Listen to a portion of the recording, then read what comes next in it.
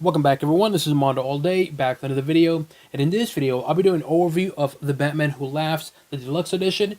I'll be talking about the story itself in terms of the pacing, art, and of course, if it's worth your purchase or not. Before we get started, make sure you hit the subscribe button to now support channel, but to keep up to date and watch videos like this. So, let's take a look at the front of the dust jacket, the spine, the back. I'll show you a full spread image of the art in the dust jacket, which looks pretty cool. Right? Front of the book, the spine, the back, and I'll do a full spread image of the art. Alright, now let's take a look at what's inside. So, what is this book about? So, the book starts off with Batman chasing these thugs, criminals, whatever you want to call them, and essentially these individuals are smuggling dead bodies out of Gotham. Batman captures these thugs that are smuggling the dead bodies, and come to find out that the dead body they're smuggling is none other than Bruce Wayne. The story progresses just a little bit, and Commissioner Gordon finds another dead body, and again, it's Bruce Wayne again. So he calls upon Batman to figure out, hey, what's going on? And that's when Batman tells Commissioner Gordon he knows who's behind this, and it's going to be the Batman Who Laughs. Story progresses, and of course, come to find out that the Batman Who Laughs is bringing in variant Bruces of different universes or worlds into this Gotham, and also teaming up with the Grim Knight to take over Gotham itself. So now Batman has to team up with certain individuals, which I won't say who or what, because I'll spoil it, to not only stop Batman Who Laughs, but also figure out what is his plan, more importantly, how to stop him. And that's very important, and I'll talk about that in a bit. And that is the gist of the story. It's a pretty simple premise, and I gotta say, I did not like it. I'm sorry, go ahead, you can thumbs down the video. I'm pretty sure I'm going to get a lot of negative comments, but I'll say it right now. I did not like the story. I think the story itself, the premise itself is fine, it's simple, which is nothing wrong with it. I've said it before and I'll say it again. You can have a simple premise story, it's how you execute your version of the story, how you tell your version, how do you get from point A to point B. And my issue with this book, or the story I should say, it's just there's nothing creative about it. Yes, there are some cool creative moments, but nothing to it is important. Like, nothing really pops out. What I mean by that is this. There's another book called Failsafe, Batman Failsafe. I made an overview, I have a link to it. But that book itself, it's mainly about Batman created a robot, basically himself, and he has the intelligence and the resources of Batman, so now Batman has to outthink a computer that he built, aka himself. This story is Batman Who Laughs, and Batman has to stop Batman Who Laughs, aka himself. So he has to be one step ahead and try to figure out how to stop himself. Simple premise in both. Yes, it's a little different, of course, but the premise or the gist of it is similar. The difference is failsafe, simple premise, it knows it's a simple premise, and it sticks with it, and the whole story is wrapped around that premise.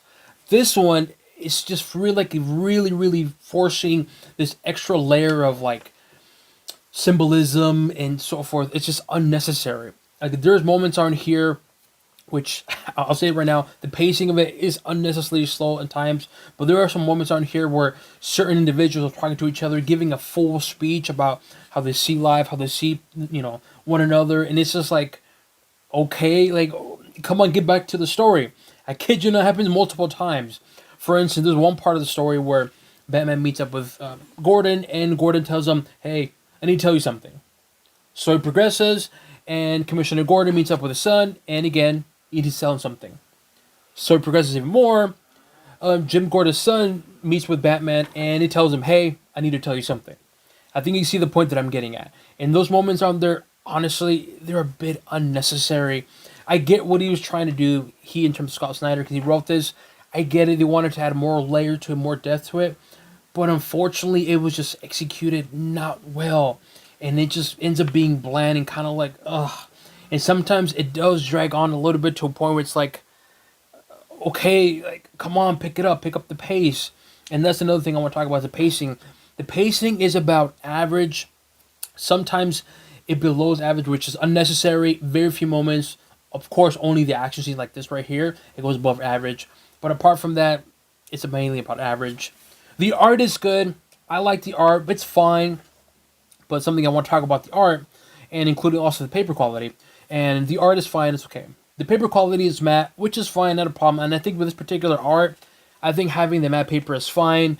To be honest, no really art really popped to me or really got my attention. But I want to talk about the paper quality and the art, both of them combined. Because there are some parts here where the lettering, you can see it perfectly here. With some of the lettering, it's in black with red. There's nothing wrong with that. But when you have a certain angle, you're reading a certain way, that glare, like see this right here, that glare can really ruin it where you have to adjust the book. And it happens quite often. And I won't say too much, but there's a certain character who's the bubble, the background is like light gray. And when you have a light gray with a bright red, it blends and it doesn't really pop. So there's times where I literally have to like move it around to read, like, wait, what does it say? What is this character saying? And it happens throughout the book. That's another thing that I dislike. It's like, why? I get it. I like the creativity and I like it. And I get that. But it was unnecessary and it just really ruined the moment of getting into the story. In terms of prior knowledge, do you need to have anything? Not really. You can just get this book, start reading, you're fine.